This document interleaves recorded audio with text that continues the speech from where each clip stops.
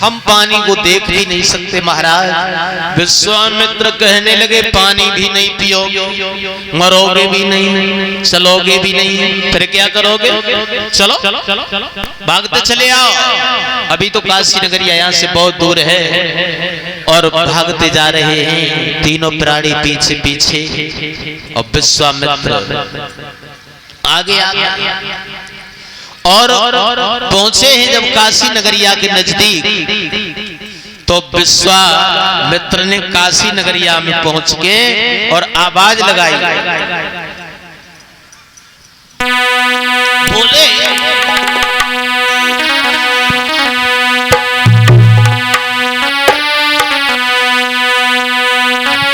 एक नारी दो पुरुष है,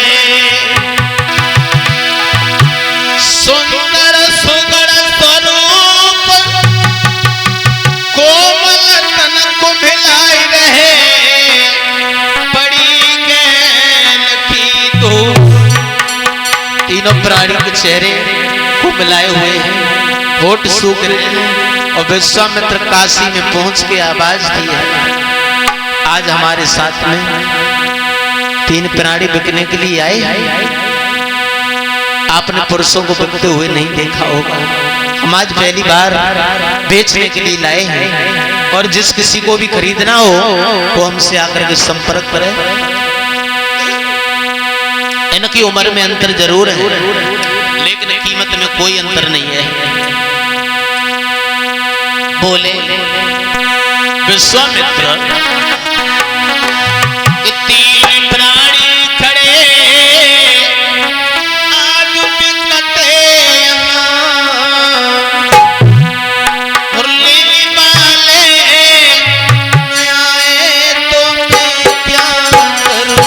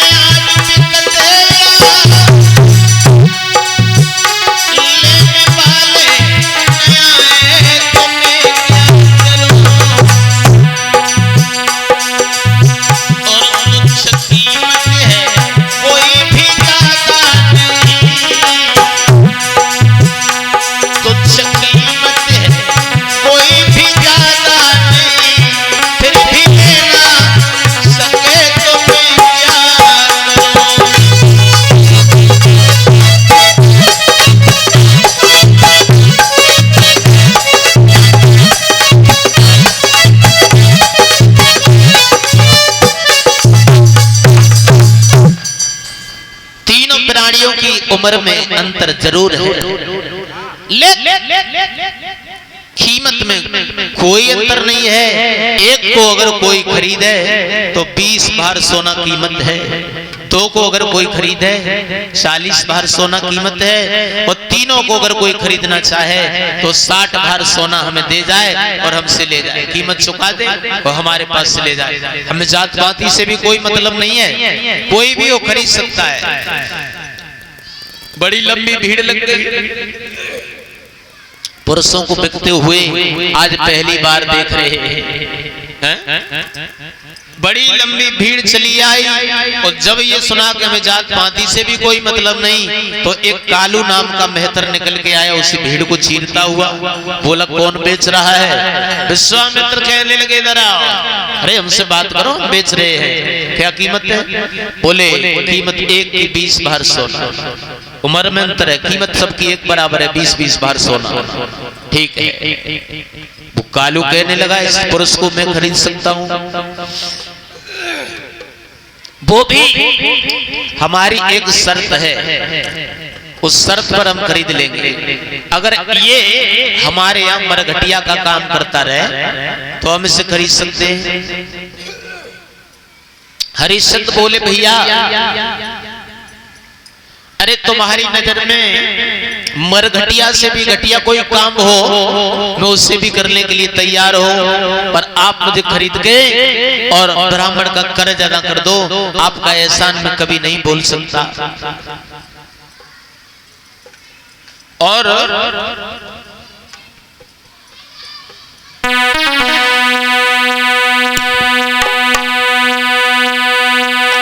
बोले महाराज हरिश्चंद्र,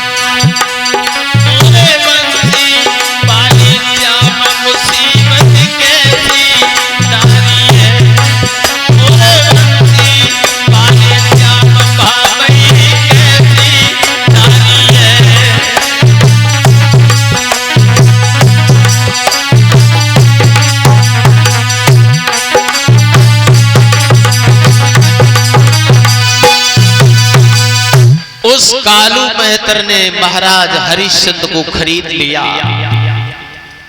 ये बात चल रही थी, तब तक एक ब्राह्मण आया और ब्राह्मण जब आया है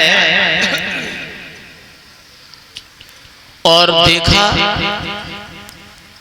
कहने लगा इस स्त्री को हम खरीद लेंगे, ये हमारे घर पर भोजन बनाती रहेगी। अब रोहितास रह गया।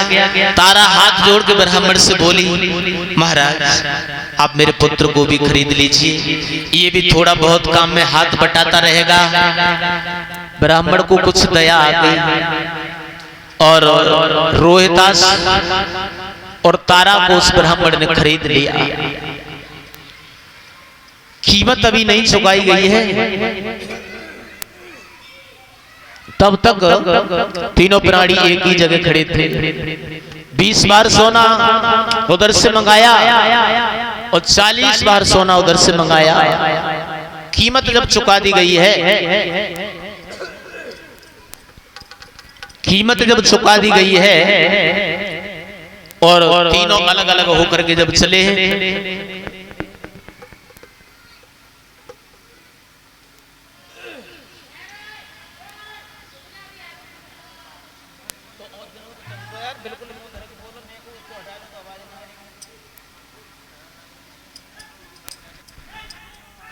भक्तों hello hello hello hello hello hello hello hello hello hello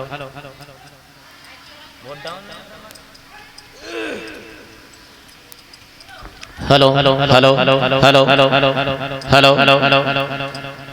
जब महाराज हरिश्चंद्र अलग होकर के चले और आंखों में आंसू आ गए हैं हरिश्चंद्र के, और दोनों हाथ जोड़े तारा से एक बात कही है, भद्रे मुझे माफ करना तारा, इंसान हर मुसीबत अपने जीवन में सहन कर लेता है, लेकिन कोई भी अपने जीते जी अपनी पत्नी को अपने हाथ से नहीं बेच सकता। मैं पहला अभागा हो, वो पापी हो जो आज धर्म की खातिर मैंने तुझे अपने हाथों से बेच दिया। तारा धर्म से मत बिगड़ना। और बोले हरिश्चंद्र चलते बार